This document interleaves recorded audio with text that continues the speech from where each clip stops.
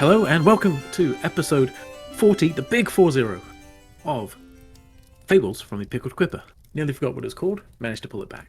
Where last we left off... The here named Lindrage.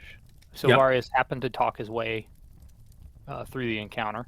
Yeah. Yes, that was impressive. Touch and go. Bardur did a bang-up job on finding us a first camp and detected some elementals. We traveled back through the Boulette encounter location, loaded it up on the Rothe cart, bedded down again, not eventful. Claire and Silvarius talked a bit about the events transpired, and then we made our way towards the exit of the cave. Yes, found their way back out onto the surface, where Eska had a real Robin Hood Prince of Thieves moment, kissed the ground, and finally made their way back as the sun set, back in sight of the walls of Delzimmer. And that is where we pick up. So, Hand of Aegis, you are walking back, accompanied by Vil and your mighty ox. So, yes, you're walking back into the, what would it be, west gate. So not your usual southern gate, you're currently approaching from the west. You could go in through the west, obviously, or you could loop around to your more familiar gate. What would you like to do? Wait, where does west come in at? Have we been to the western part yet? That's what I was like. You sort of. So in the western part, the gate is right around where the river comes in from the city. The Bellark district is north of the river in the western part, and then it's the Harlhaun district. I still don't know how to say that. I wrote it, but whatever. So Mason Power, where Bjorn Snorrison is, that is in the Bellark district, as is the Pickled Quipper. So you have absolutely been up in that area, just not very much. Rolliver is in the eastern part, right? Yeah, in the Harbor At the district. docks. Yeah. The docks. Okay, that's docks/harbor district. So, yes, would you like to go in the west gate, or move around on the outside of the city and go in through your traditional south gate? They're so nice down on the south gate, you know? I might as well. I kind of miss them a little bit. They know us down there. They do know you. That's true. The guards in Silvarius have a great grunting relationship at one another. Given the circumstance, I would vote the south gate. Same. Had two familiar faces, if we're concerned about Vil.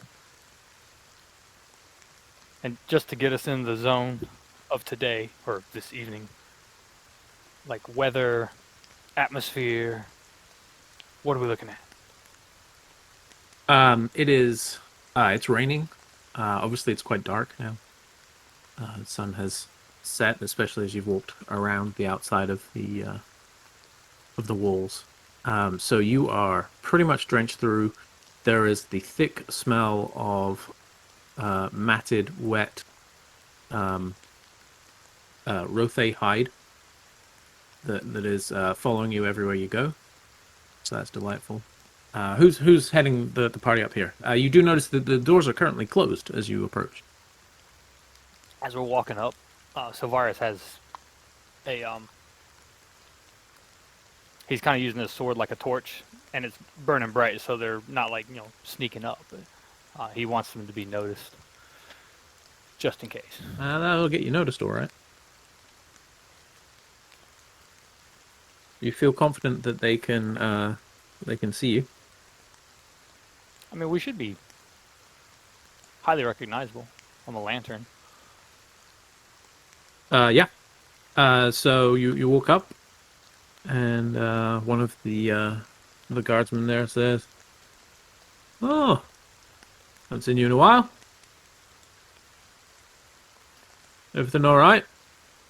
Silvarius kind of just looks back at the group, looks forward. Everything's fine. Good, good. And he sort of peers behind you towards this giant Rothe. What the hell's that? It's a Rothe. Is it? And he sort of turns to his partner, who's this sort of dopey-looking halfling, and says, "Can they bring that in?" And the little guy sort of takes a sec. I think so. I don't. Do you have a permit for it? Puzzled look comes across Silvarius's face. Does this sound familiar at all, or are they trying to like shake us down a little bit? Make an insight check. Well, thank goodness it's not history. 16. You suspect that may just be trying to sneak a little extra coin out of you. I guess so. I'll just go into my coin pouch and flick a gold coin at him. Oh, that's right. They don't need permits on the 26th of Marpeneth. My mistake. And he just bangs the door behind him twice, and you hear the sound of a heavy wood bar being moved, and the door creaks open. I'll just unemotionally nod at him as we start to walk by.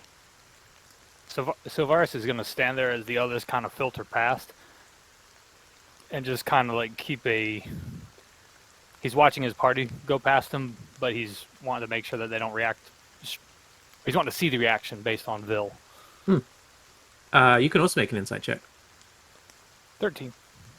The human who sort of addressed you first, he kind of vaguely looks at Vil. Doesn't really seem too bothered. The halfling kind of gives him a bit more of a look, and you see him sort of.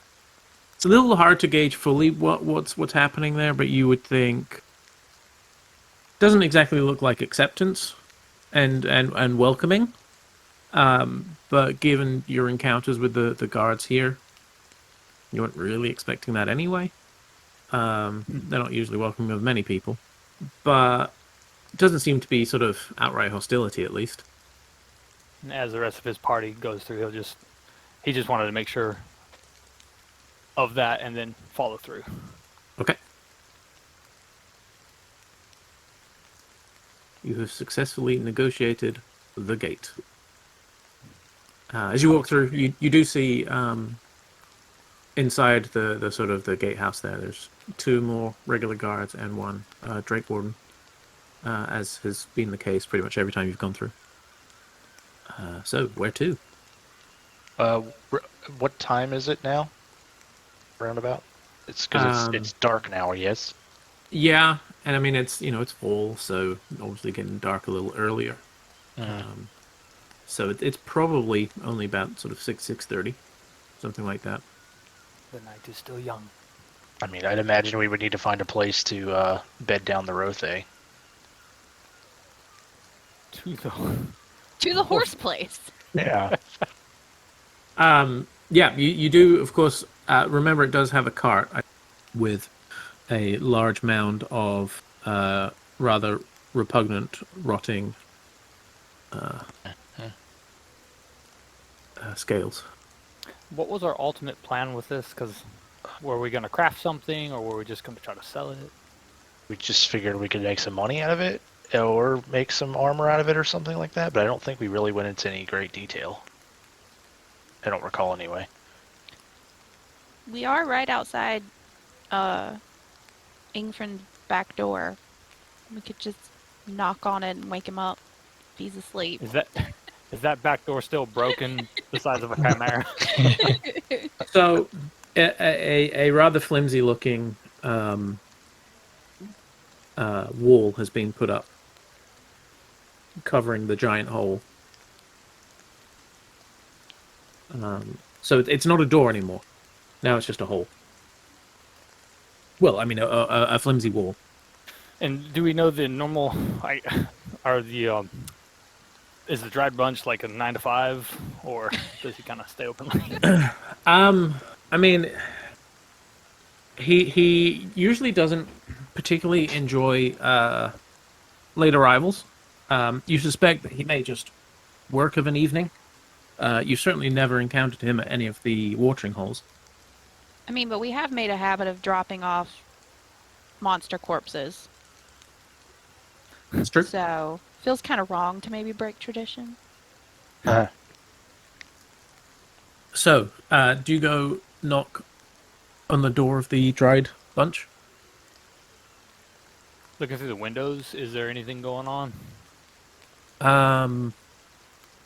There's light in the windows, at least. You can't. There's the windows are sort of a bit soot lined, so it's not very easy to actually see what's in there. But you can see light. Yeah, I'll go rap on the door if no one stops me. No one appears to stop you. It takes about 20 seconds or so before the door opens, and you see a familiar smiling face of what's his face, Cater. Yikes! That shouldn't have been that hard. More important, what's his voice?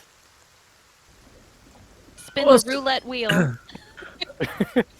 Silvarius, welcome back. It's been a while. It has Cater. You notice he has his eyebrows, which is refreshing.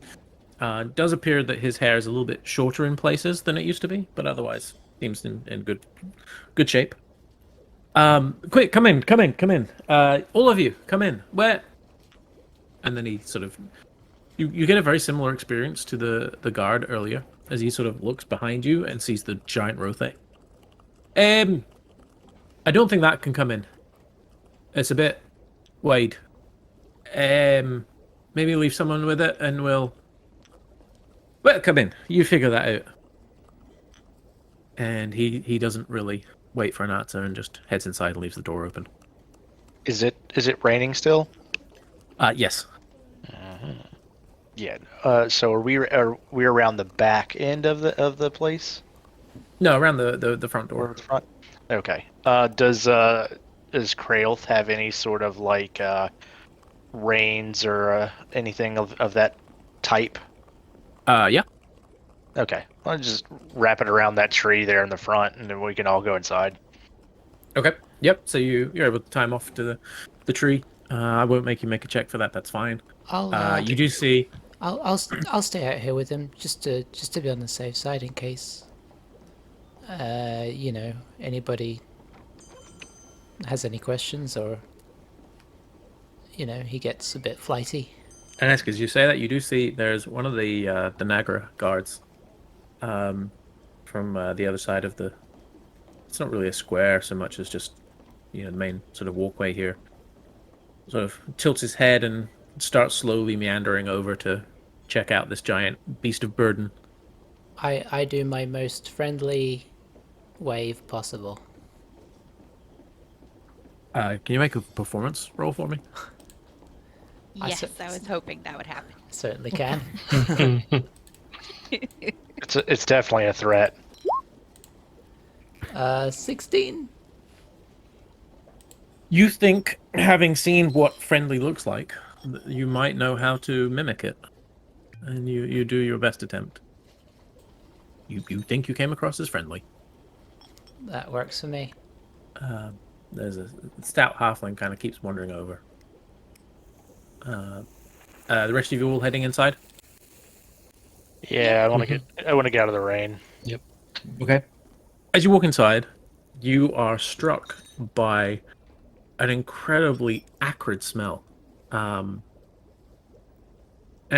whereas in previous visits, there was a pretty reasonable sense of organized chaos, this time it's just chaos.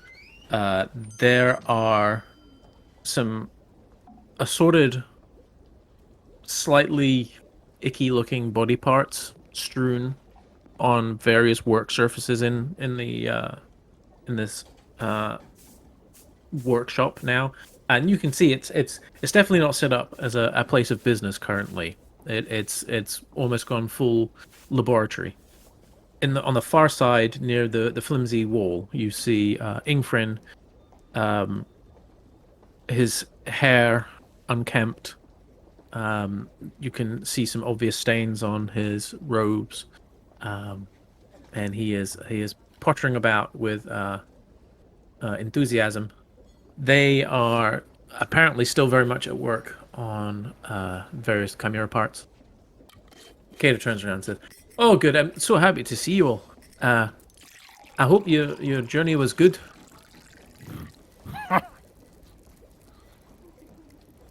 We made it back. Well, that's promising. This is quite a display in here. And for the first time, Ingrid sort of seems to acknowledge your presence, looks up and says, "Oh, hello. Yes, we've been trying to extract as much as we can from the chimera that you so kindly brought over, and well, I will say, it's quite a handful. We're making progress, though." And he just he turns away and goes back to working on some sort of bubbling concoction behind him. And Katie just looks back and says, "Yeah, we've not got a lot of sleep since we got the chimera. It's mostly been a case of chopping bits off and fishing out other things and testing it with everything else we got in here. So it's been a bit of a mess. But yeah, we should have some stuff pretty soon, I think. Maybe the next day or two. I know we talked about trying to get you something from it. And yeah, I think we should have something very soon for you." Potions or filters, was it not? Right, yeah. And we what we're trying to do, because the chimera has the aspect of different creatures, we're trying to see if we could extract something from each of those aspects. So you'll have your choice from a couple of different things once we've properly isolated them and been able to put it into a nice condensed form. Very good. Part of our visit this evening, we might have something in addition to our previous offerings that you may be able to use. In addition, yikes. Aye. And he just sort of like looks a little panicked over towards Ingfrin, and Ingfrin says, "More? What do you have?"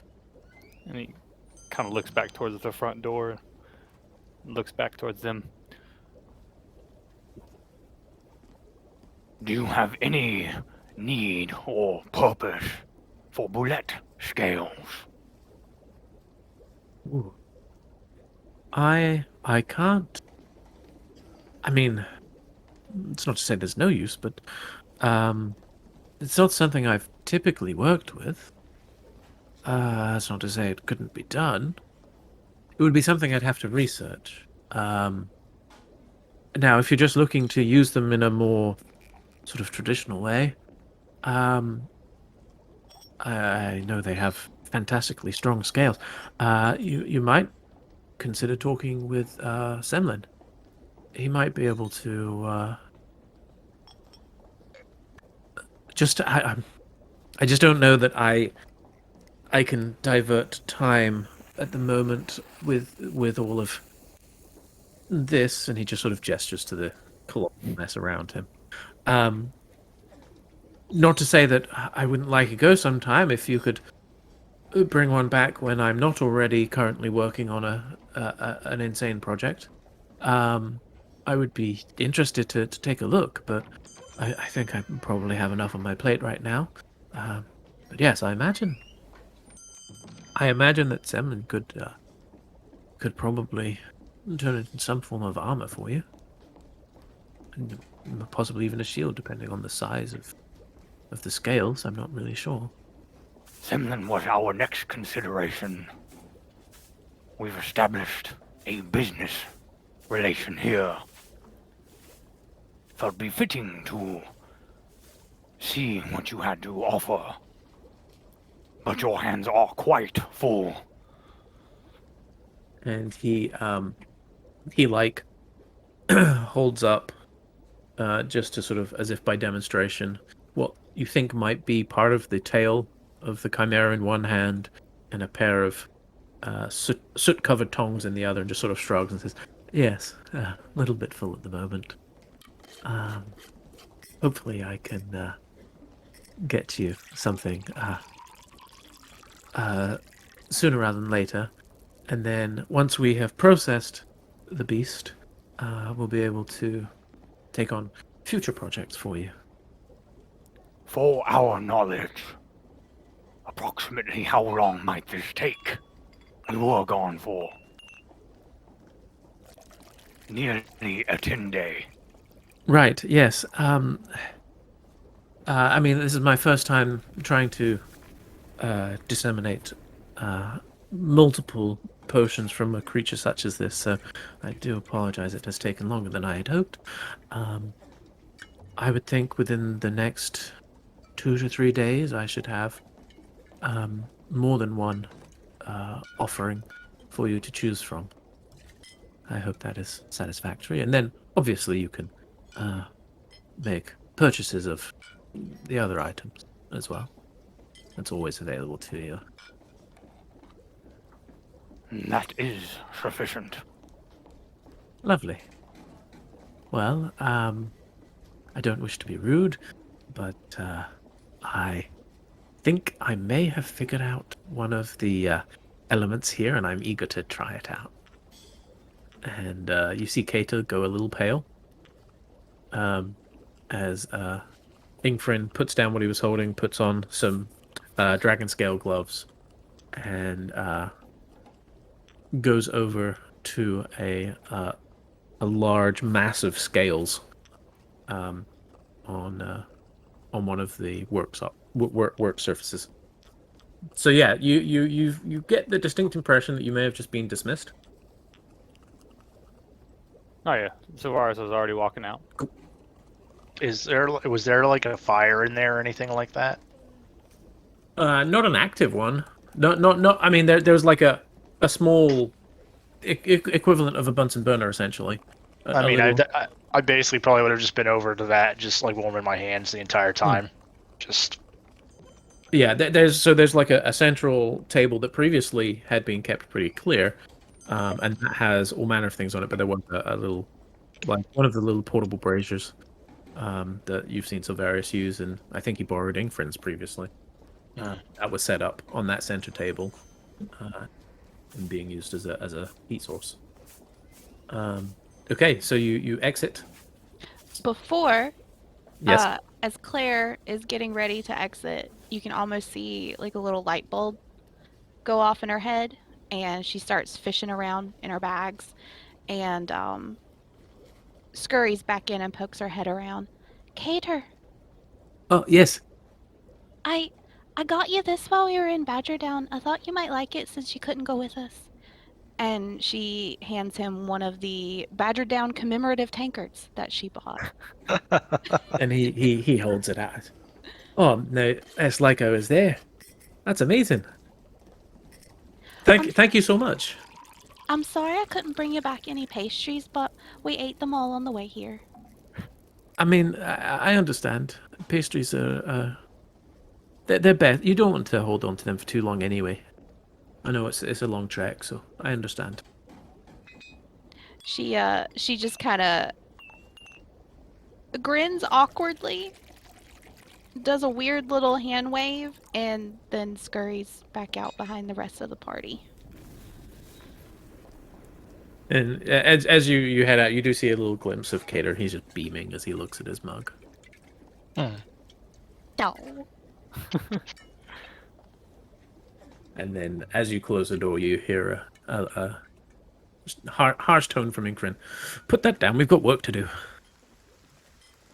So you're back out in the rain. In the meantime, Eska, while that was happening, the halfling comes over, and you can see he looks a bit miserable.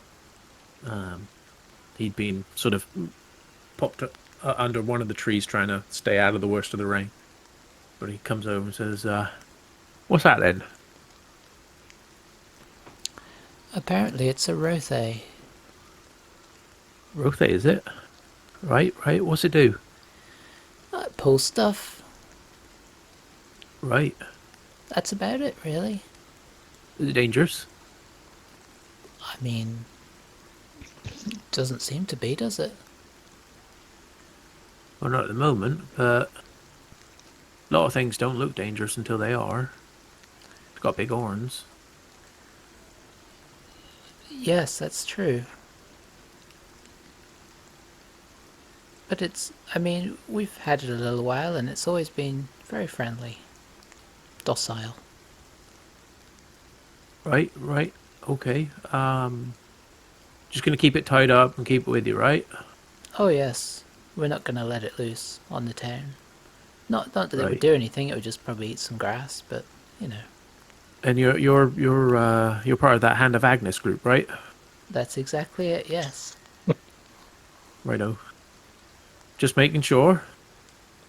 You should, well, if we get word of a giant angry cow running amok, we'll know to come see, won't we? Yeah. If you see an angry cow running amok, let me know. Oh, yeah. We'll let you know. And he just sort of gives you what, in his mind, is a very sort of knowing, possibly threatening look, and slowly waddles back to the underneath his tree. I resist the urge to shoot him in the back with remarkable restraint. Alrighty. Now the rest of you can come out. Sorry. Rich, where was his accent from? West Country. Yeah, it's a bit of a sort of West Country farmer accent. Yep. Which, in fairness, like 90% of my halflings have. Was that the accent that you were trying to give your halfling, Rich? Yes. What do you mean trying? I mean, successfully giving your halfling. There you go. Yeah. Worded that wrong.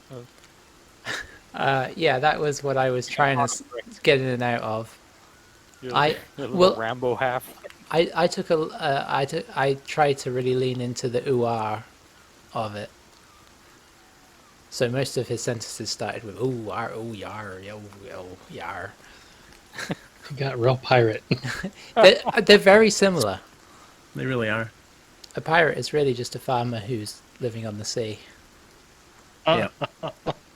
Farming gold? Yeah. Exactly. I assume it's because that's where a lot of pirates came from, maybe? Well, no, you know what it is? It's because the dude that played the pirate in the movie decided that was their accent.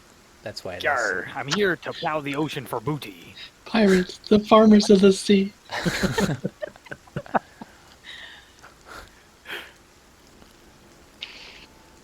Guess that's canon now, too. Yeah. We'll find out when we cross to Drakesburg.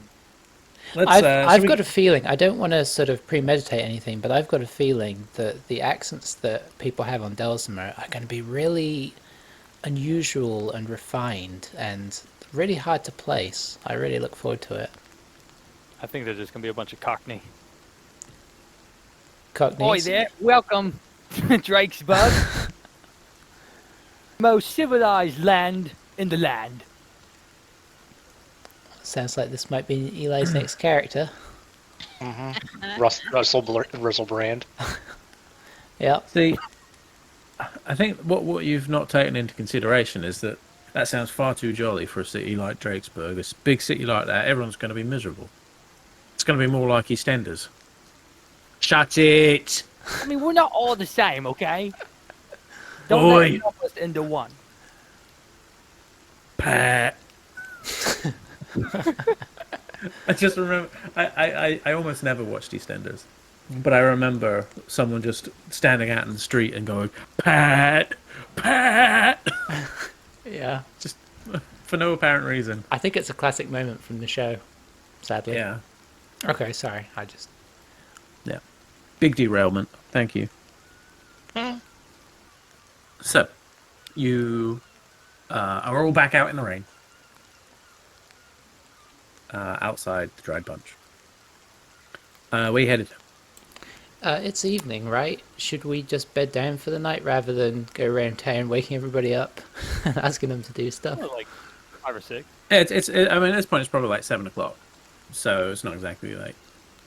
Does Delzimmer usually work to American store times or English store times?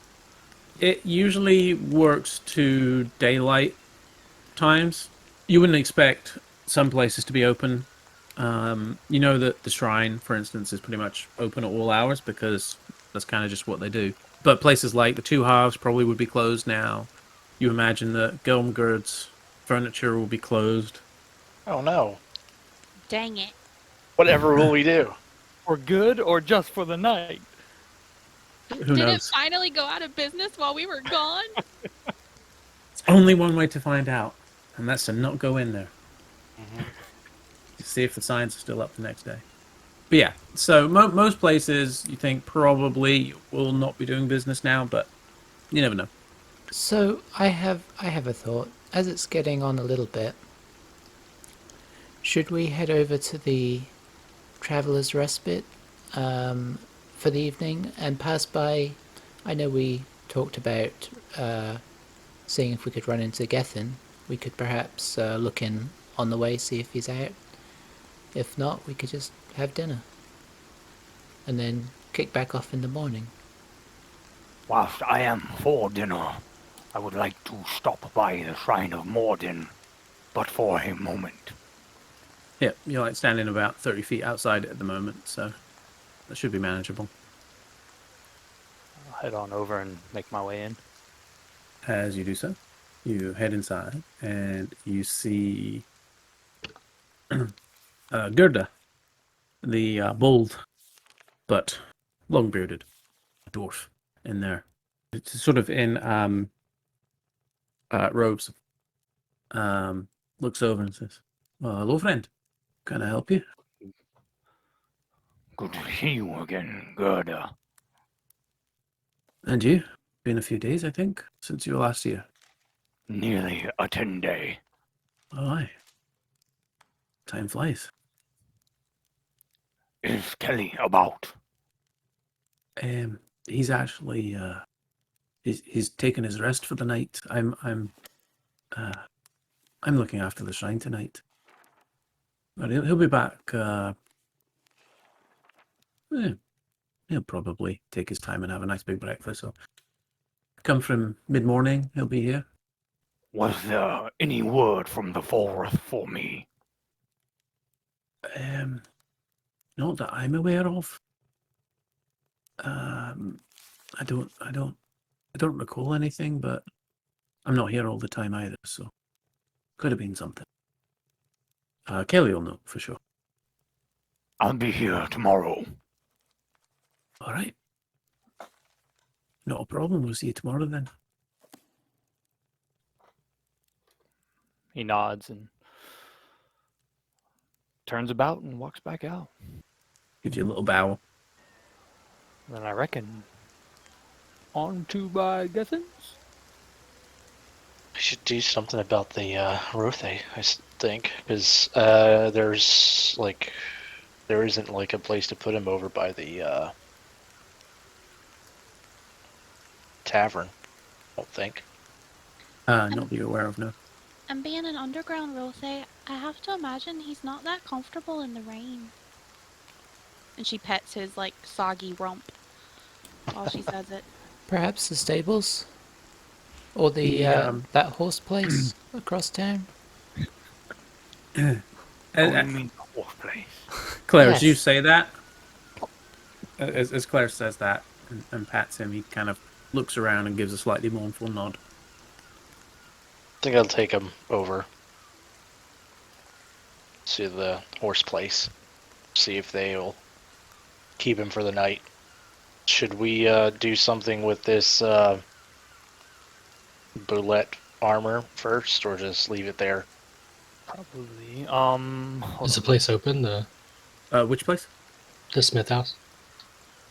As you walk up towards it, you see that it does appear to be open. Yes, there's as you get a little closer, you hear the sound of hammer hitting some sort of metal thing, and you can see the glow creeping out from underneath the door. The shell, like, is it comparable to a metal, or is it more comparable to a hide? You would think, given its thickness and strength, probably would be more akin to metal in terms of armor. So do we want to go there? Yeah, we can try. We're all like 5 feet from everywhere, all these places, I guess. It's Yeah, not like it's a long trip. Say No. it's on the way to the horse place, so It is. we might as well pop in. You head in. Vil offers to stay outside with Krelth again, at least for now. And as you go in, you see Semlin working at the kiln. Kiln? No, the forge again. He does pottery in his spare time. Yeah, he does like to do a little pot. And he's got one of the apprentices holding the piece that he's working on as he swings with his one arm, hammering down onto the metal and shaping it. As you sort of file in, he kind of pauses just for the briefest of seconds before carrying on and just gives a vague sort of nod of acknowledgement, but powers through, keeps going.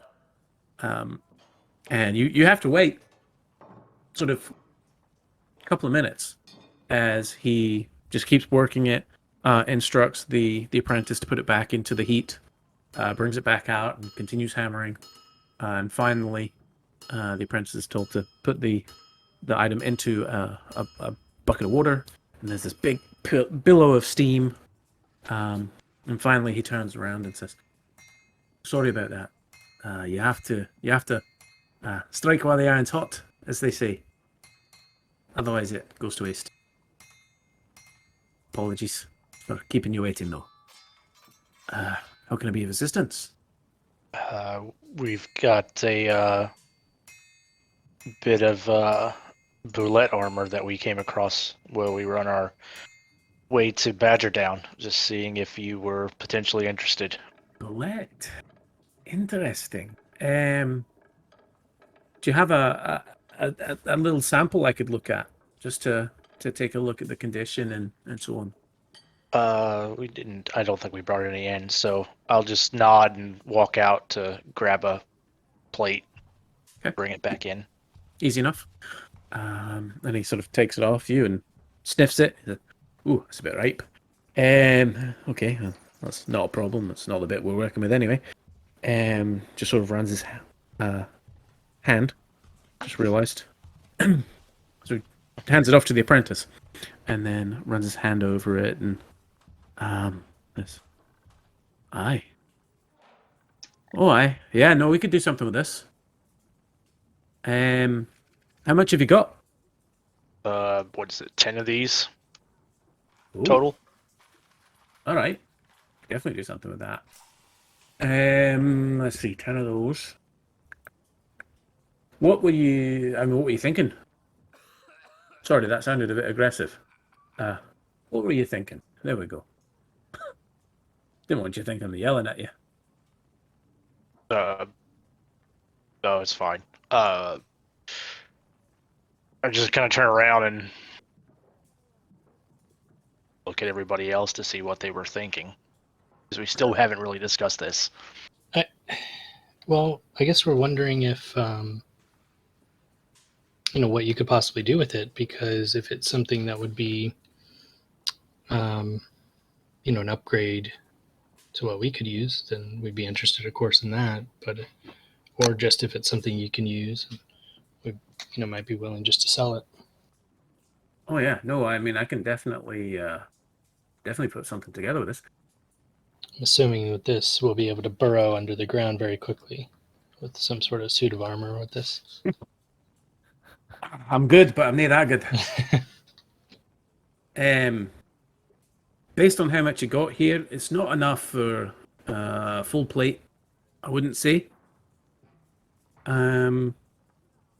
but I could certainly cobble together a half plate from this. Take a little bit of time, but aye, could get you a suit of half plate from that, and may even be enough left over for a matching shield. It just depends on probably who it's for. And he sort of like eyes the group up, and he says, "You know, if I was making half plate for a big fellow over there, then that's all you're getting. If I'm making half plate for one of the smaller folk in your group, then I could definitely get your shield out of it too. Yeah, you know, obviously it's all to scale, so aye, that's kind of what you're looking at." All to scale. Huh. Well, all due respect, this is not. There's some types of armor are, the magical types. They can adjust to the wearer. I cannot do that with this. That's not to say I can't give it a little something special, but as far as making it adjustable, no, not when you're working with this sort of material. It's very much made for a purpose. I mean, is that of interest to you? And if so, who would be taking it? I know that we have pretty good armor on Cosette and Silvaris. Does Claire have anything? I have scale, and half plate only goes up 1 point, and that's not necessarily enough for me to give up the aesthetic. What's Looks the like a cool what burrowing. what's the aesthetic? Her silvery blue scale mail. You're saying the dead animal carcass doesn't really do it for you? Yeah, I feel like Claire is not the dead animal carcass kind of girl.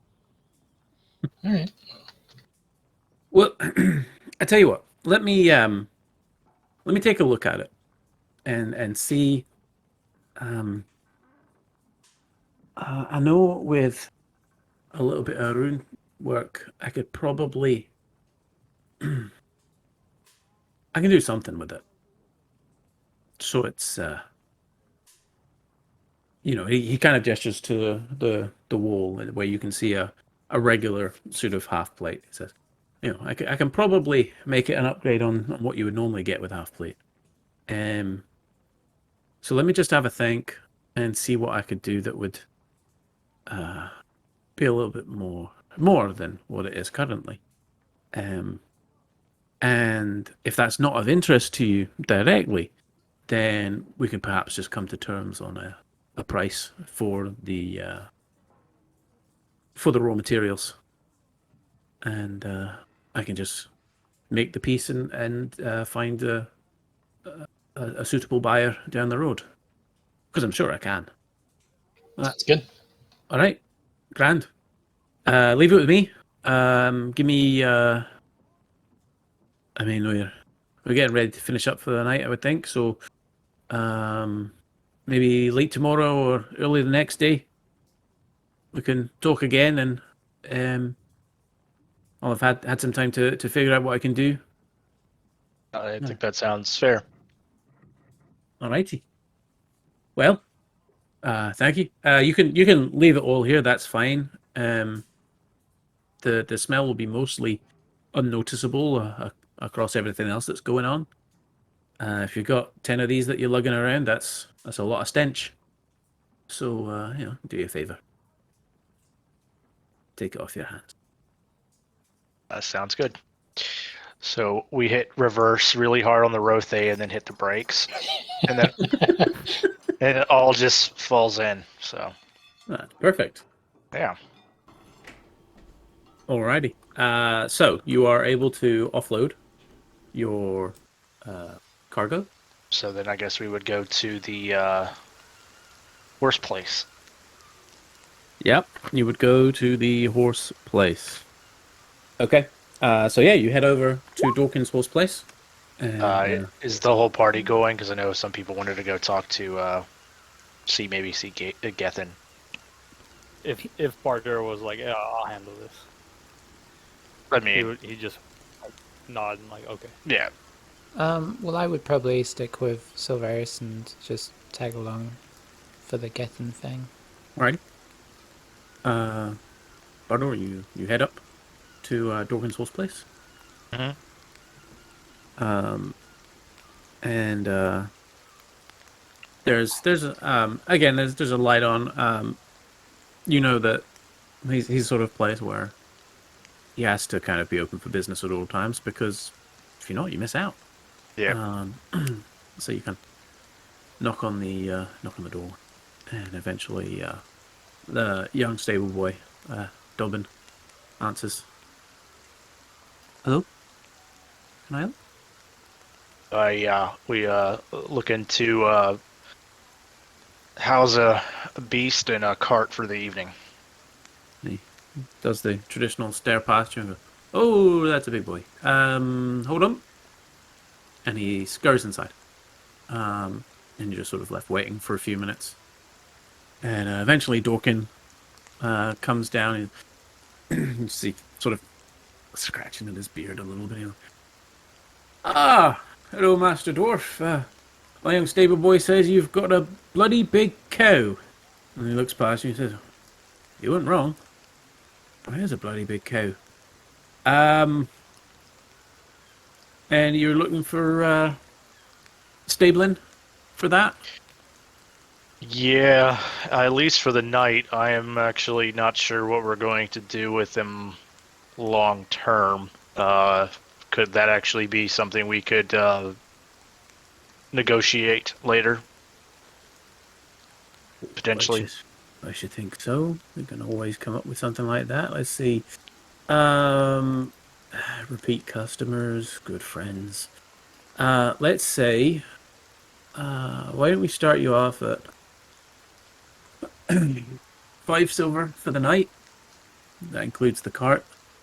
And then maybe we can come to some sort of agreement if this goes long term. How's that? Sounds fair.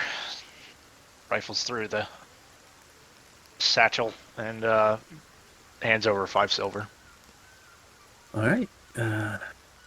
Pick him up sometime tomorrow, and I won't charge you more. What's it eat? Do I know what it eats? You do. Okay. Furthermore, you know that there's still some in its saddlebags. There we go. It's happy with hay and stuff, but it has sort of the equivalent of Rothe feed in one of the saddlebags. So there's still some left. I pass along that information to him. So. Right. That makes that easy. Don't have to charge you extra for the food. Alrighty. Well, that's grand. He's a magnificent beast. I should be able to find somewhere good for him. Is he well behaved? And as he asks, you see Krelth nod. He's pretty easygoing. And Krelth just sort of gives you a little nudge around the elbow. Give him a scritch on the head. Take that to be a good noise. Yeah. I'll reach in and give another 5, like just in case of we can't get over tomorrow. Right, fair enough. Yeah, appreciate that. And yes, hopefully we will figure out something soon. Thank you. That'll work. All right, so let's bring you in, and you see, like he has to open both the big sort of equivalent of sort of barn doors, basically, and Krelth just happily walks alongside him, and it's pretty clear to you now after some of these interactions that Krelth has a reasonable understanding of some elements of common. Mm-hmm. And so it makes life a lot easier when you can just tell him to do something and he'll do it. But yeah, you kind of see him, right? So now we just got to get this, get you unhooked. And Krauth just lowers himself a little bit since he's dealing with a halfling. But you see that, looks like Dawkins getting to work quite happily, getting him free from all of his gear. And you think Krauth will be just fine here for at least the next couple of days. And obviously you've had plenty of dealings with Dawkins at this point. He seems to be upstanding. Right. Okay. So yeah, just head on back. So well, I mean, I'm basically heading towards the tavern, and I'm not too terribly concerned if talking to Gethin. So Right. So I'll see them there if they make it. Okay. So yeah, you the others of you, and Vil is still just sort of like trailing behind like a little lost puppy at the moment.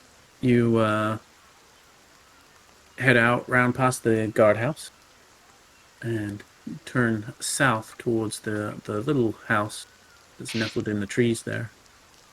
And as is quite often the case, actually, you see the a slender halfling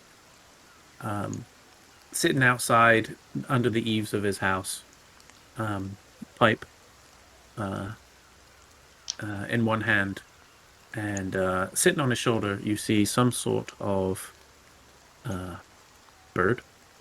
I was going to sort of follow Silvarius unless he looks like he wants to follow me. We'll just approach up to, or we'll walk on up to Gethin.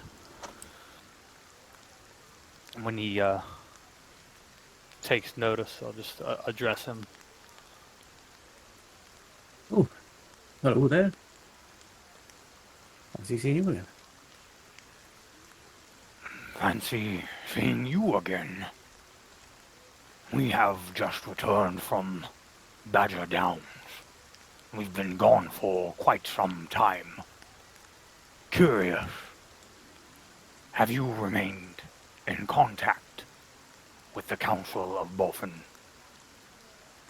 Yes, no, we speak from time to time. And or has there been anything noteworthy that we should know about? I think I did hear something. There was talk of unusual boar activity again, which was surprising because I know you dealt with some boar before, didn't you? But apparently there was some more boars on the different part of the forest. I think it was on the north. I don't remember where exactly. Yeah, that's about it, I suppose. And Eska just pipes up. What of the drow that was with them? Do they remain? To my knowledge, the drow is still there. Yes. And you see, as Gethin talks, you see the bird. It's mostly brown, sort of above, and pale below, with red stripe down the chest. Sort of like constantly looking at you all. Do I recognize the species? Make a nature check. 21. On the next episode of Avian Adventure, Eska identifies. Yeah. You think that would be a Chult falcon. Nice. I don't really know what I'm going to do with that information. I just wanted to know. Add it to your book. Exactly. Eska's 5e bird watching content. Yep. Do we get the impression that this falcon is potentially a little bit more insightful than a regular falcon? Does it seem like it's following the conversation, for instance? It does seem to be looking at whichever of you is talking. Yeah. What is your friend's name? Ooh, this is Rauri. He's from quite far off, actually. From the jungles of Chult originally. But, yeah, I got him through a deal with one of my friends. I have quite a few connections, as you already know about some of them. And, yeah, no, it's quite handy. Yes, I don't feel like I've ever seen one before, but I've heard them described. Well, yeah, I mean, if you don't go down to Chult, you're not likely to see them. They're very adept at flying through the dense undergrowth there. Good at picking off the smaller songbirds and stuff as they perch in what they think is pretty safe cover in the trees. Incredible eyesight as well. He sort of looks up at you guys and said, "So, you were gone for a little while, right? Where did you head off to?" A horrible place. Badger dams. Yes, no, I can see why you wouldn't enjoy it down there. It's not all bad. The people were lovely. Unfortunately, they were stuck in one of the higher levels of hell, I can only imagine. Well, to an extent, hell is what you make of it, I suppose. Right. Okay. No, I was just curious. You're an interesting batch. I know, I was just wondering where you headed, that's all. I just like to know the goings on. Does he seem like he just likes to know the goings on? Yeah. You may make an insight check. Just a 13 for me. 15. Esker, you think he maybe is... He's probably on the level. So Varys, you suspect that he is... there's more to him than he's letting on. It's not just mere curiosity. So Varys' head kind of like, sort of like, just turns a little bit. You're awfully curious and aware. Indeed I am. It's, well, it's kind of my business, being aware. Turns out there's not much money in falconry. And your connection to the court of Boffin, is it of profitable nature or goodwill? No, I'd say that one's mostly goodwill. I have a strong affinity for nature. Plus, it is indirectly, I suppose, it's helpful to know what's going on there, so that I can make other connections as needed. But it's mostly just I appreciate the court and the role it plays in the order of things. I'm assuming then you are a trader of information. Beyond goodwill, but more of a capitalistic endeavor. Suppose you could say that. You see, not a lot of people pay attention to birds perched around places. You can learn a lot of things when you have eyes everywhere. And then there's people who want to know things. So, yeah. I keep my eyes open. And my other eyes open.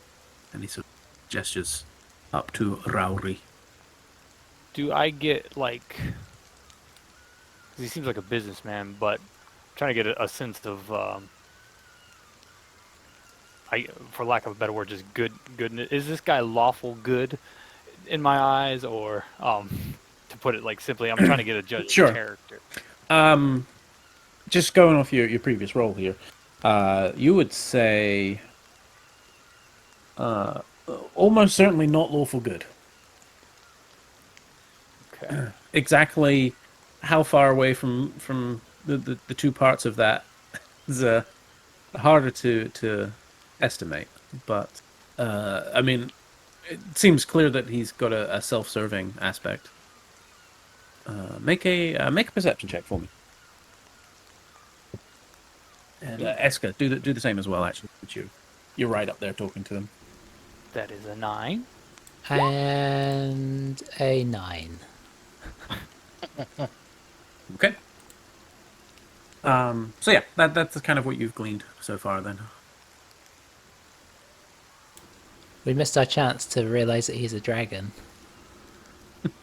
Oh man. They all are. well, tell you what. I mean, I'll know when you're leaving town, obviously. But if you are thinking of going anywhere else and you want a little bit of information, maybe I can help. You know, as fellow friends of the court. I was thinking the exact same thing. Very good. Sylvaris has that just a steely stare at him. Well, Trust him. Eska's giving him a much friendlier stare. very well. I look forward to speaking to you in the not too distant future. Then I should imagine. And do let us know if there's anything you need help with. Oh, absolutely. We're not a one way, or if you hear the court needs anything, just let us know. Absolutely. I imagine if the boars get out of control, you'll be hearing from me. If nothing else, you just keep an eye out for Rowry. If you see him, that probably means I want to talk to you. Who? Rowry. Ah, He kind of points up at the falcon and it nips his finger again. Stop it. He's a bit lazy today. Probably wants to go hunting. I haven't let him go out yet. So, to be clear, if you see him tonight or tomorrow morning, I probably don't want to see you. He's just going to look for food. But if you see him after that, and he's glaring at you like this, and you see Rowry just glares at you, Sylvaris, very intently. If you see that, it means come see me. All right? Perhaps we could have a code. If you really need to speak to us urgently, perhaps he could cover his beak with one wing and go. I tell you what, if it's desperate, I'll just have him poop on you. Oh, that works. Right. Probably best to pick the largest target. I agree. And he grins up at Sylvaris. It's just growl. And right, off you go. And you see Rowry take off. Quickly circles out of view in the not particularly great. There are sort of like street lamps that are set up, but he quickly gets up and out of the light, and you fear for any nightingale or similar that's decided that it's a great time to sing.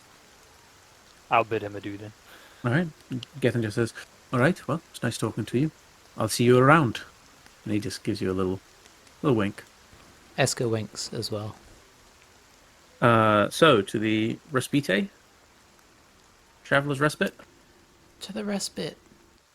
All right, you head in, and you see Bardor has already pitched up at one of the larger tables, which conveniently freed itself up as he arrived.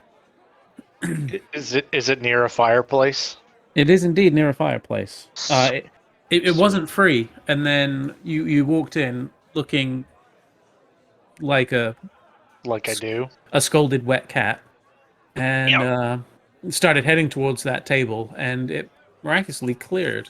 There was 2 young halflings and a human who quickly cramped around a table that's probably more likely designed for 2. I just look at him and I'm just like, Just shrug, sit down, take off my cloak. Hillador was quick to didn't actually come over himself, but sent over Simone, who was quick to tend on you, Bardor, and just said, "I'll get a tab running, shall I? You guys usually end up coming in dribs and drabs and all sorts of." Yep, that sounds good. More like drips and drabs today, though. Am I right? Mm-hmm. Right. I'll be right back with some mail for you. And quickly disappeared. Nod. And so, yeah, you eventually come in and you see Bardor with a flagon in front of him, sitting quite happily in what is clearly the best table in the house. I'm assuming you will head over to the table and join. I suppose they run away from me too. Yeah. We see him and we all turn the other way. We sit at a table across the inn. Make him feel left out. No, Claire looking very bedraggled and also very much like a sad little damp puppy. Hurries over to the fire and immediately just puts her hands out towards it to try to get warm. And Silvaris he'll walk heavy steps over and kind of like stop beside her, and he extends his hands out like hers, but he looks at her. He says,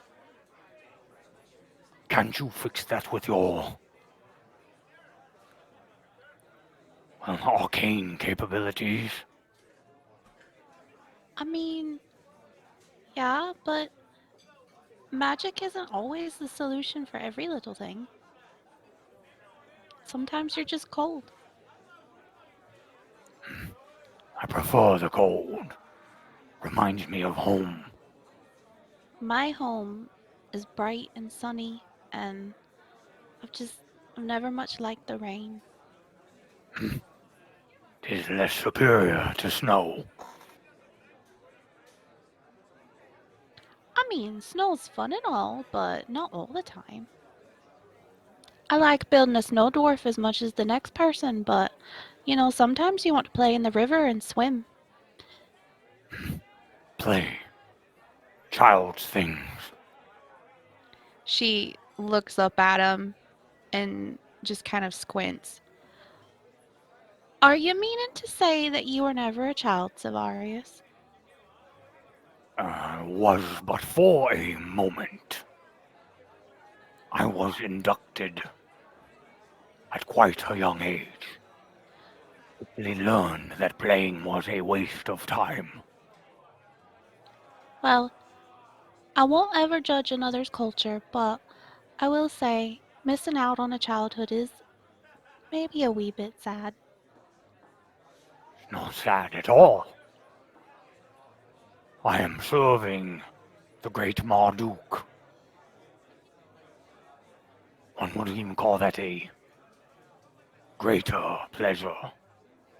Well, I will say it does maybe explain some things about your personality. And she'll just kind of pat him on the forearm and turn around to sit at the table with Bardor. he just kind of squints his eyes at her. And Villa's on the sort of the far side, away from the fire, and he's sort of his what was quite resplendent gear when you left the former orc encampment is looking a lot shabbier now that it's soaked through. He's kind of shivering a little bit. Well, how do we order here? I need a drink. Just a reference, when Eska enters, she shakes kind of like a dog, and it's surprisingly effective. And then she sits down quite happily, really. As you do that, you hear Hillador on the far side go, "Oh, come on!" She just gives a little shrug. If you weren't my favorite customers, quickly realizing that he shouted that across the entire thing, turns to the table, right? Just kidding, it's you, obviously. And seeing that the rest of the party's come over, Hillador comes over himself. Says, all right then. So, you've got an extra one. And there's just sort of like a moment as he locks eyes with Vil, and it's just like, what would you like to drink, everybody? This is Vil. He's a friend we met on our journey. Right. Hello, Vil. Hoping to get some work in town. Is that right? Okay, what sort of work do you do there, Vil? Vil just sort of shrugs. He's Interesting. He's a jack of all trades. Right. Yep. Well, good to be I'm a jack of all trades.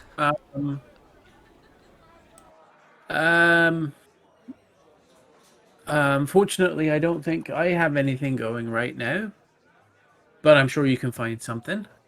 You could always ask Gim. I'm sure he'd feel comfortable there, and be able to work, no problem. Yes, we had thought about that, but we couldn't resist coming here first. Well, I mean, how could you ever resist coming here? Exactly. Well, I know Bardor's are in his cups. What can I get the rest of you? Bit of ale? Something stronger to take the nip off? Claire asks for mulled wine. That we can do. Something a bit stronger, please. That I can definitely do. And make it cold. That I can try and do. And when you say that, Vil sort of like half puts a hand up, and I'll have what he's drinking as well, please. Right, something strong for the big fellas. Okie doke. And for you ladies, something cheap. Of course. Eska, you've earned something more. I may have earned it, but I can't afford it. Surely we have plenty. He looks to Cosette. Yeah, we can get you whatever you want. What did she drink before? She's normally in a tree when we're drinking, so it's like I don't really remember. That's true, actually. She generally orders something wine based, and I believe they didn't have any elven wine last time. That's true. So just whatever the closest is. What about like a brandy, like a warm brandy or something? Is this Cosette or Spencer asking this question? Single malt scotch. I would recommend one of those. 12 year? Yeah, maybe 16. Yeah. No, definitely 16. I'll just have whatever red wine you have. Okay. Sure. I'm sure we've got something nice here. I think we got best bottle I got is probably from over near Thay, I think. We can do that. I don't mind a Thayan wine. All right. Yeah. We'll grab that one of them for you then. Do they have espresso in D&D? I do not think so. Not here at least. Coffee? That was only back in Badger Downs. Damn. Missed my opportunity. The latest and the greatest in coffee brewing technology. Yeah. Well, coffee if they have it. If not, maybe some hot chocolate or something. I don't know if they have that either. Let me see. Where's the damn menu? Let me see what I can figure out for you. Unfortunately, the gnomes seem to like holding on to some of their clever equipment. not so keen on letting some of it pass through their hands. They like coming up with as many excuses as possible to get people back down there. But I'm sure I can figure something out for you. And Lodor disappears off, and you have a moment with the fire going, and there's the gentle lull of the gentle sort of background chatter, rather. When Hillador walked off, Silvarius looks to Vil and just... You know, Vil, that is a question. What can you do? I mean, I can write. I can read Orcish, Common, Infernal. I mean, I'm not the biggest or strongest, so I don't know if it'd be much good at that sort of, like a heavy lifting job or anything like that. I have a pretty good mind for numbers. They used to get me to keep track of the stockpile, what they'd managed to pilfer from various traders. Maybe we could see if we could get him a job over at the Falrath. They could use some capable young blood. What's the Falrath? I don't really know. I've never been.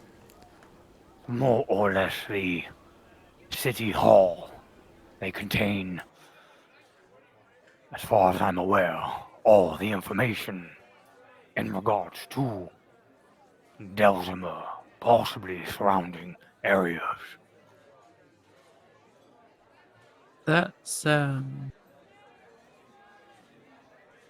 a lot of people. It is quite a dreaded experience visiting. Cater's old teacher? That's right. Cater was studying, wasn't he? There can't be many people that can speak and write Infernal in town. Could be a useful skill if they've got anything that needs translating. That could work. I have to address that. Your understanding of Infernal, simply from your tribe, or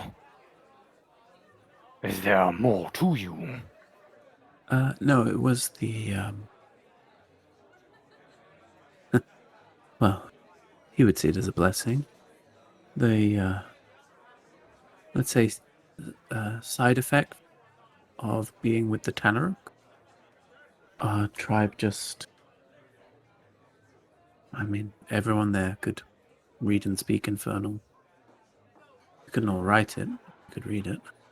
From what they said, I can actually see better in the dark than most as well. Just one of the interesting quirks of having a fiendish patron, I suppose. I didn't have to learn to speak fiendish. I just sort of knew it. As I learned to speak, I just knew how to speak fiendish as well. Just out of nowhere. Well, out of Trashna, really. And he looks up and he kind of hollers to the back. Hillador, where are the drinks? Calm down, I'm trying to heat some up, cool some down. And I'm preparing a bit of food for you as well, because you all look like, well, crap. Alright, you need a good meal in you, so bear with me. Soon enough, Hillador and Simone come over with 2 large trays. You get something that appears to have been chilled, Silvarius. It smells pretty potent. Like rubbing alcohol? Certainly on the way, yeah. It's like a very pale amber. And as you pick up the glass, it's cold to the touch. And Eska, you are given a very nice looking glass. Seems to have been sort of very carefully etched and crafted. And there's a bottle that's put next to the glass. Proudly denotes that it's a Thayan Pinot. Pinot Noir, I should specify, I suppose. She samples it. It is quite delightful.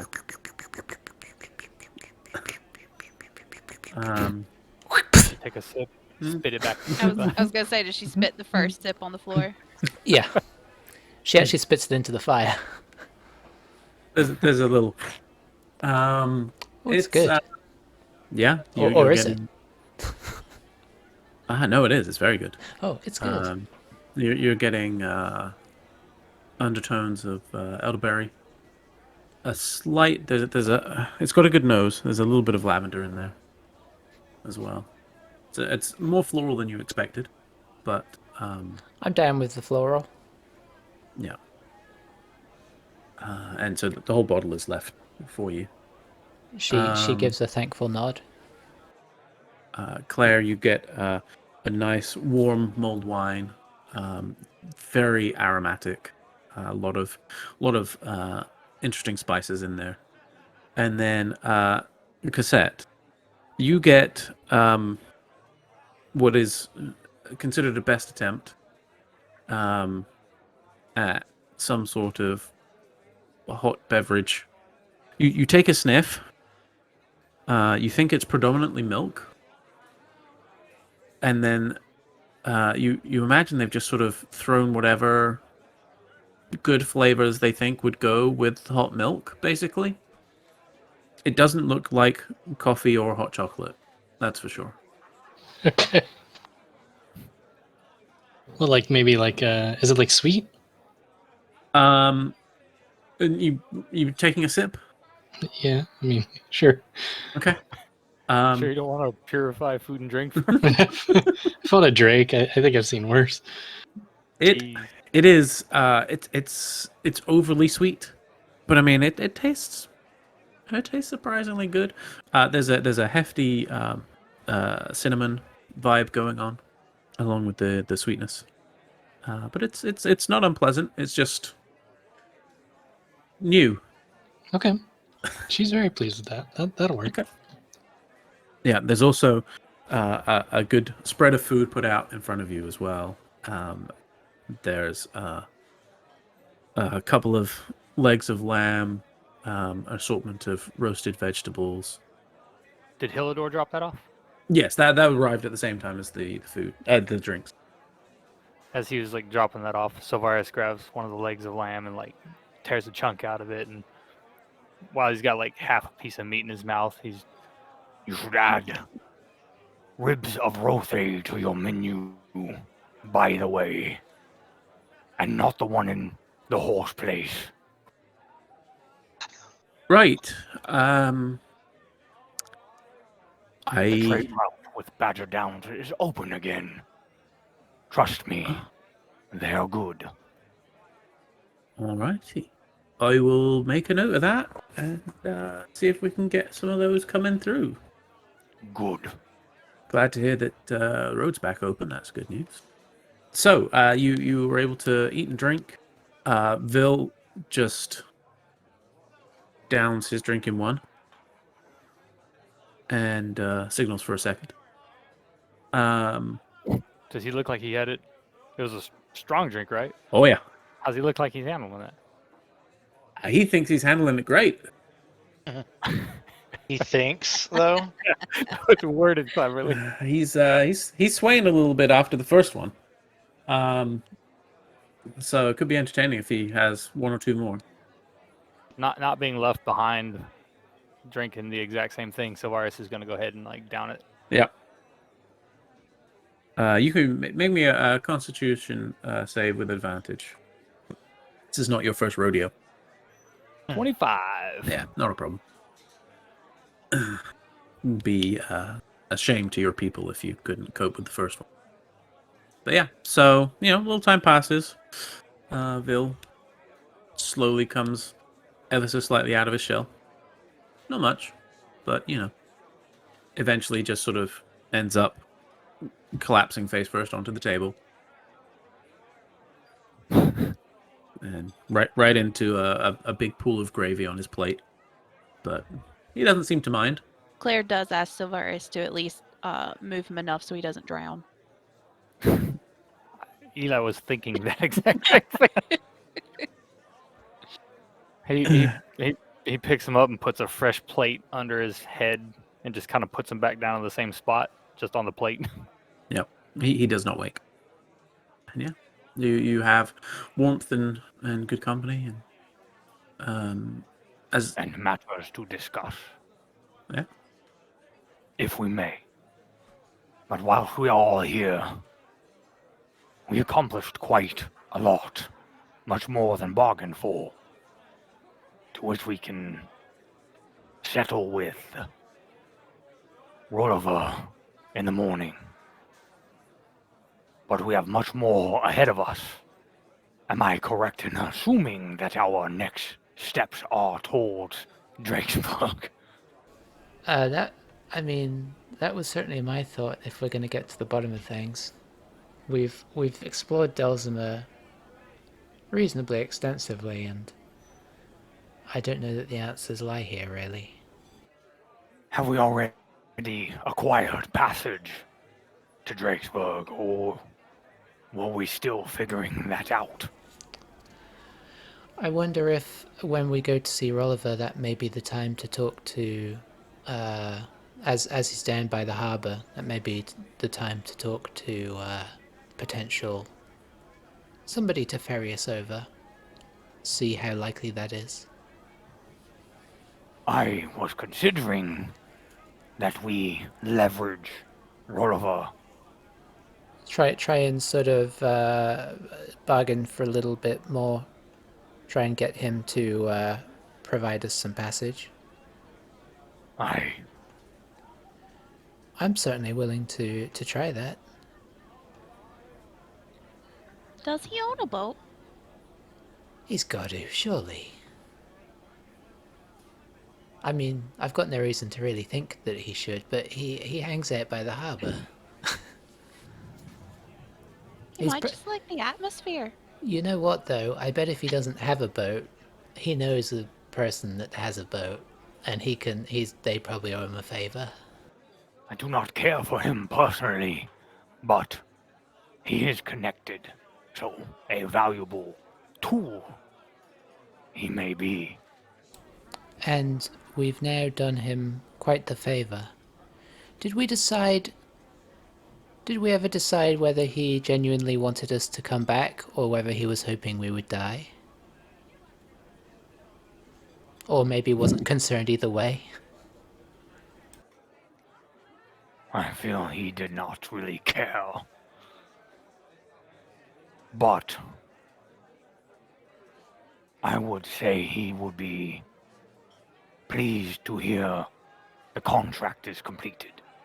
Therefore, or because he no longer has to deal with it, he was happy to hand it to us. That's true. I mean, I guess it was a win-win situation for him, really. And Voyage knew him, and she seemed so nice that I can't imagine that she would associate with someone who was all bad. That's true. I imagine he's just a businessman, pragmatic, but not afraid to let, problems sort themselves out where it's convenient to him, I suppose. But certainly not to be fully trusted, but maybe not to be discarded either. Silvaris takes another hefty gulp from his beverage and kind of places the cup down, leans forward, kind of thinking, ponderous looking, and his eyes kind of look over to Claire. More considerations, Claire. Previously, you had divulged a bit of your powers. You can speak across long distances, correct? She nods. There were a couple of loose ends still here. I have not stopped thinking about Riskin. I feel we should at least reach out to him in some way. I'm uneasy about that, how we left it. I confess that I felt the same. I do want to know what happened to him. And I can send him a message and hopefully it'll reach him. Would you like me to send it to him now at night, or should we wait till the morning? I see no sense in waiting. It's not too late. After Probably all. about 9 at this point. And I don't care if he's sleeping. She kind of rolls her eyes at that part.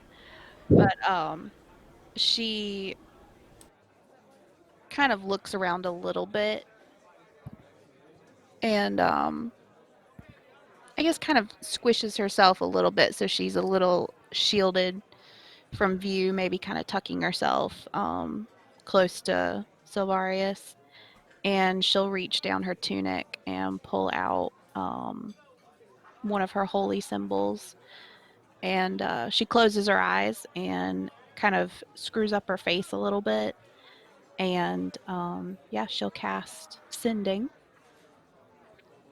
and she will try to send a message to Riskin. Basically just saying,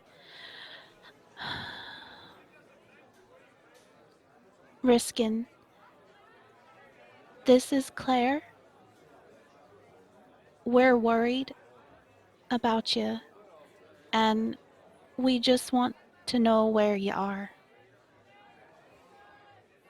You pause for a moment, knowing that, there's a certain amount of delay getting a response from something like that. You don't hear anything back. She gives it a little bit, and then she is going to cast it a second time. Okay. And yeah, just say, please, Riskin, just let us know you're safe and you don't need us. That's all we need. There's a pause again. Eventually, you do hear something this time. Hello, Claire. I'm fine. I don't need you right now. But one day I might. And that's it. She lets out just like a big like whoosh of breath after kind of concentrating for those few minutes, and just turns to the group and says, well, he wouldn't answer me the first time, but on the second time, he said he was safe. He wouldn't say where he was. He said he didn't need us, but that he might one day. And that was all I could get from him. That's cryptic, but at least it's good to know that he is safe. I hope he really is. I have to say, it doesn't necessarily make me worry less about him. Yeah. I hope we don't meet him again and find that his powers have got the better of him. And yeah, whereas Claire was looking a little jollier and peppier with her mulled wine, after that conversation, she definitely does look a little deflated again. And she'll probably actually want to go ahead and inquire from Hillador about a room.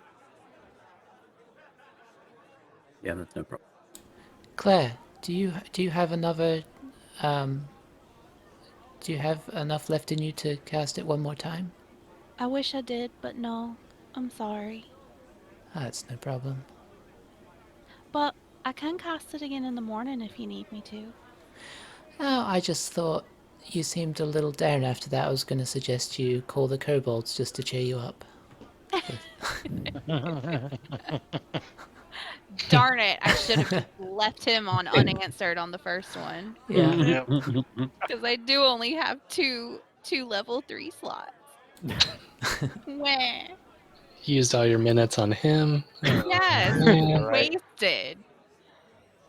Man, minutes are expensive because you get like 6-second phone calls. Yeah. Cost the whole spell slot. Medieval text messaging. Yes, you can stay here with the food and drink. And how many rooms are you going to take? We usually end up sharing, don't we? Mhm. So if Cosette's down for another girl sleepover, Claire will happily share a room with her. Yep, sure. Is Eska still sleeping in the tree? How is the rain doing outside? Is it still coming down pretty hard? It's eased off a little, but it's still coming down. You know what? There's a window in your room, right? Usually, yeah. I'll stay with you guys for tonight. So we got 6, so we could do 2 rooms, 3 each. Will we fit? Yep, that should be fine. So Hilador sort of tots it up, and you want me to just put breakfast for tomorrow on the bill as well? Claire nods enthusiastically about that. Mm-hmm. Yeah, that's what I thought. Alright, that'll be let's think. Feeling generous, we'll call it 25 gold for everything. Cassette will pay? And Cassette, you probably would know better than most that almost half of that would have been that bottle of wine. Oh, okay. Yeah, that seemed very high. After the drink, I mean, she doesn't really fully know the value of it, but she only needed one drink from it. She did stick the cork back in it and pop it in a bag. Understood. You can put a 3/4 of a Sayan Pinot Noir in your inventory then. Cassette's like reading the receipt, like holding it up to the light. Like, is this right? There's too many commas in this price. Yeah. I mean, Bardor heard the cost of the bill and just shakes his head and thinks to himself about how much cheaper the bucket of blood would be. But And where was it from again? They. Thanks. Eska also just says, I'm just gonna pop out for 10 minutes before bed. If that's all right. I just have a quick errand to run. Do you want us to leave the window open for you? Do you want to come through the door? The window sounds far more exciting. I'm looking forward to how this episode will end. So Eska's just all she's gonna do is she's gonna run across town to the Pickled Quipper. It's definitely more than 10 minutes, but yeah. Yeah, I couldn't remember. She will, you know what? She casts Expeditious Retreat. Okay, I get. Cut that time in half. I mean, it doesn't last the whole time, unfortunately, but I mean, it gives. Do you want a little bit of long strider for the road? I mean, if you got it kicking about. Okay, let's think about this. You'll probably attract a little bit of attention going that fast through town. Because you'll be up to 120 feet per round. She's just what she's gonna do is she's just gonna she's gonna, when she sees a guide, she's gonna slow to normal walking pace, and then as soon as she's gone out of the guide's view, go back into expeditious retreat. Alrighty. Mark off, I don't know, let's say 3 level 1 slots. I'll get you there. Funnily enough, it does take you about 10 minutes to get there. Yes. So yeah, and then she's going to, I believe the owner said it was open, pretty much open door at all time, and it's just naturally, well, it's magically warded against theft. Something along those lines, yeah. So she's going to attempt to slip in. Okay. As you put your hand on the door to open it, you feel it warm to your touch slightly. Reassuringly so. It's not a Home Alone warmth. No. Okay. It's more like it's like a welcome warmth of like the fire was. Mm-hmm. She gives a quick look around to, just to see if there's anyone around. But if not, she's not worried. It doesn't appear to be right now. There's actually a drift globe hanging near the top of the room there. That's just emitting a very gentle, dim amber light. And she's just going to take a few moments just to soak up the atmosphere of the place before wandering to the counter and pulling out her assorted gems. She kind of got a bag of just random assorted gems that she picked out of the dragon's stash. And she's going to do her best. She is a jeweler. She should probably have some idea of value, actually. Yeah, you would know. So she's going to pick out something that's worth roughly 24. She's going to pick out a gem worth about 30 gold pieces. Maybe like a little topaz. Little chunk of topaz, and place it on the counter. She'll just write a little scroll saying thank you, Eska, and just leave that on the counter. And you just sort of soak in the atmosphere. You kind of breathe in when you're in there, and the way that it has been built in there just makes you feel like you are in a stand of trees. With each breath, you feel like you can. There's like a gentle breeze blowing, just in time with your breath. You can smell the oak and birch.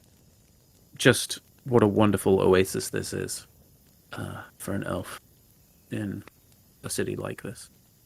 Just for a moment, she considers laying down and sleeping here.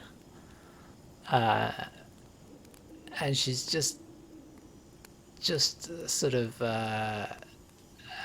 having that conundrum. But then she remembers her friends and that she promised to stay with them, and she tears herself away from it, and just makes a mental note to come back more often. And we'll just quietly slip out, and then run like the clappers back. You know what? I will use flexible casting. Okay. To turn some of my sorcery points into spell slots. And then I will burn 3 more, because I've got all my sorcery points. Yeah, I'll burn 3 of those, cast it 3 times on the way back. Gotcha. So in total, you've probably gone about 25 minutes. Yeah, it's reasonable. And then I will attempt to go around the back of the Traveler's Respite and, just get up there. Okay, you see an open window on the second floor. What are the routes to the second floor looking like? So, there is a single tree that stands fairly close to the building on the southeast side, like the southeast corner. You feel confident in climbing trees, so you could climb up the tree, and then you'd have to jump from the tree onto the roof. That's doable. Alternatively, the building is sort of in the Tudor style, essentially. Beams? Or whatever the fantasy equivalent is of Tudor, I'm not sure. I think it's Tudor. Tudor? Still Tudor? Okay. That's convenient that some things just blend over perfectly. So yes, there are beams there.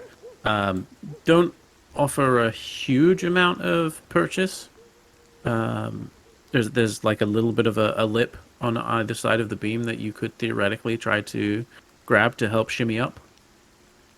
Obviously, if you go onto the roof, you then have to lower yourself back down to get to the window.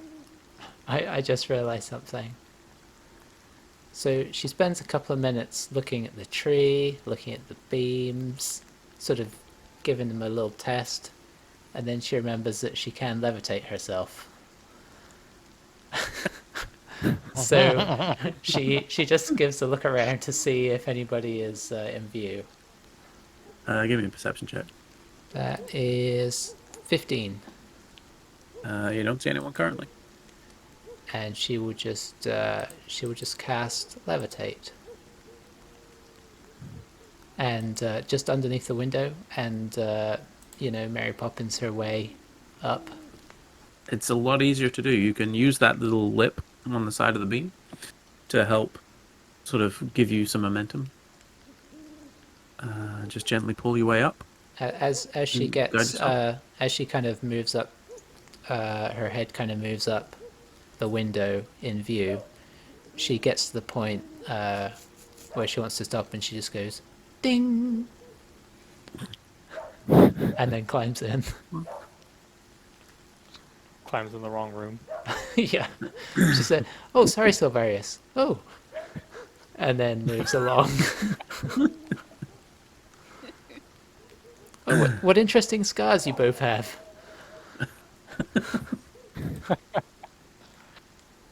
I mean, I'm under a blanket, so I don't know what you're seeing right now. But okay, she cast Passed out on the Gust. floor, so Gust. Okay.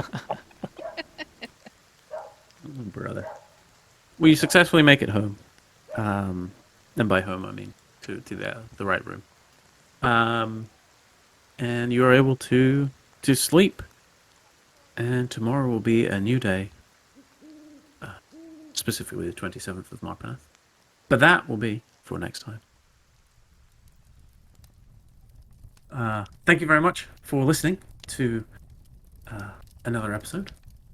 We'll pick up next time with new adventures to follow, continuing in Delzimmer, but perhaps with an eye out to the Gulf of Drakesburg.